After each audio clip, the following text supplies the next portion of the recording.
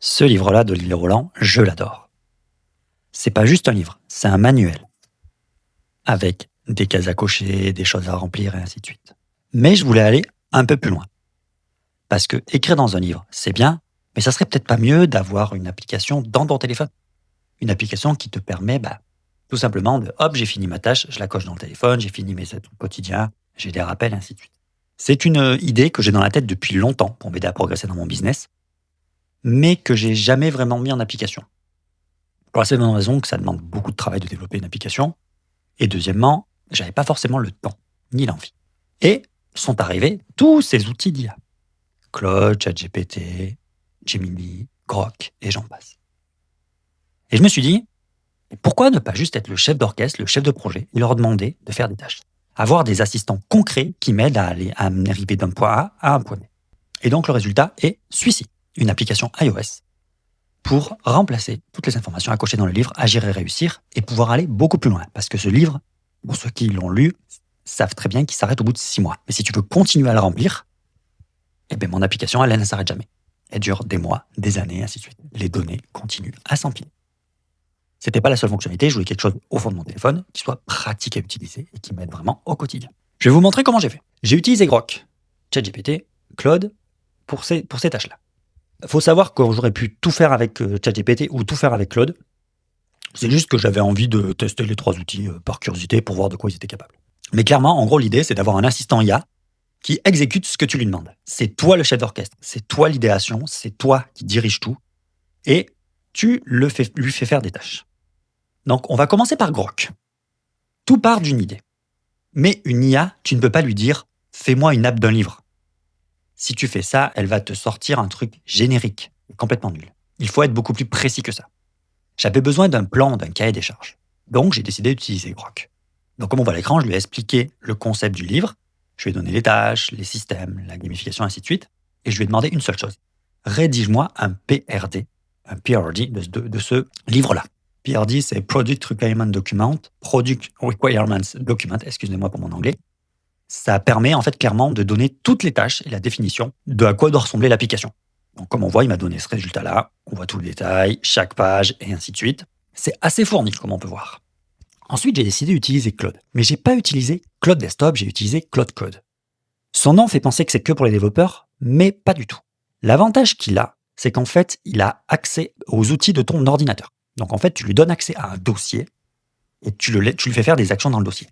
Pour quelqu'un qui n'est pas technique, on peut imaginer que ton dossier, il t'aide à classer tes documents, il t'aide à télécharger des vidéos YouTube pour les avoir en local sur ton poste. Il t'aide à analyser des fichiers Excel, analyser des CSV, remettre en forme des transcripts pour les transformer en newsletter, et ainsi de suite.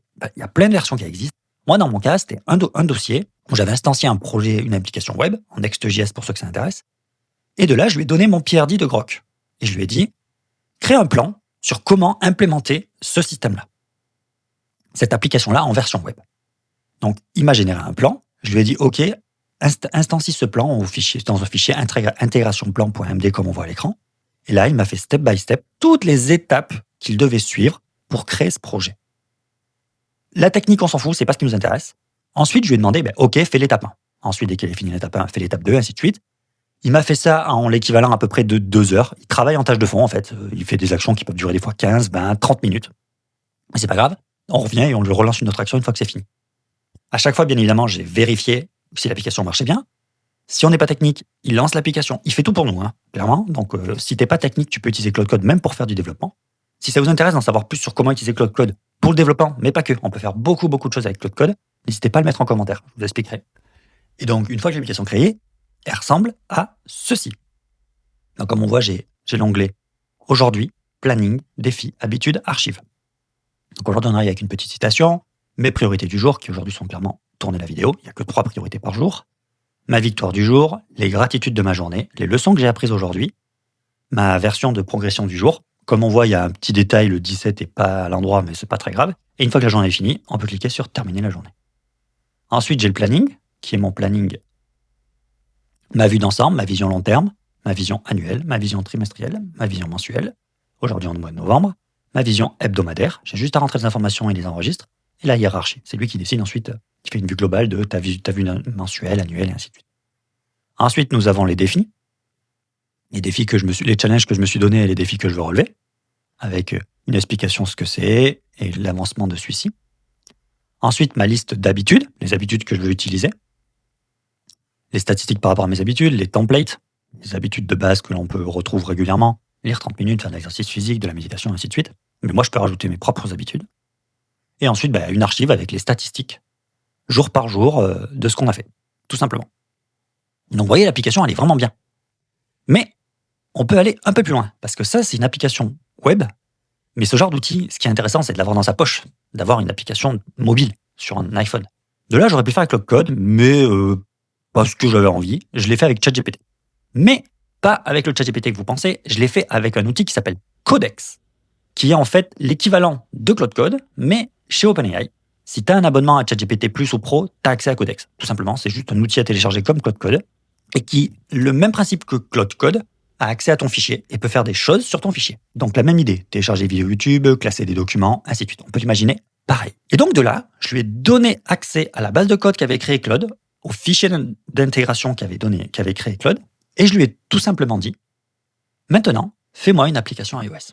Et là, il s'est exécuté, il a tourné tout seul pendant bien 45 minutes, et il m'a créé tous les fichiers pour Apple, qui sont des fichiers en Swift, pour ceux que ça intéresse. Il m'a dit ensuite, tu démarres Xcode, tu lances l'application, et tu vas avoir un résultat. Et en one shot, il m'a transformé l'application. Je vous montre à l'écran à quoi il ressemble. C'est le même design, sauf qu'on est sur de l'iOS, c'est la même idée, avec l'onglet aujourd'hui, planning, et ainsi de suite. Et qu'est-ce qu'on peut en tirer de ceci? Ce que je voulais montrer avec cette expérience, c'est que je ne suis pas un génie du code du tout. C'est qu'aujourd'hui, avec les outils IA qu'on a, on peut avoir des critiques, on peut dire que ChatGPT est pas bon, ainsi de suite. Vous en verrez partout, mais c'est pas ce qui compte. En fait, on a des assistants pour un coût infime qui sont capables de faire plein de choses. On devient le chef d'orchestre, on choisit les IA en fonction de quel domaine elles sont bons, et on les demande d'exécuter, comme si on avait une équipe sous nos ordres. Dans mon cas d'usage, Grok a été le product manager de ce projet-là, Claude Code a été le dev web, et Codex de ChatGPT a été le dev mobile.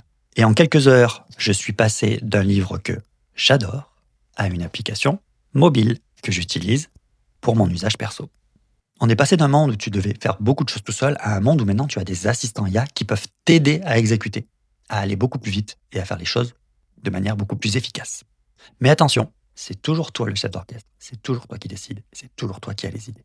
Si tu regardes cette vidéo, je suis sûr que toi aussi tu as un livre, une idée, une formation que tu as toujours eu en tête mais que tu n'arrives pas à appliquer et que tu aimerais peut-être créer une application comme moi j'ai fait.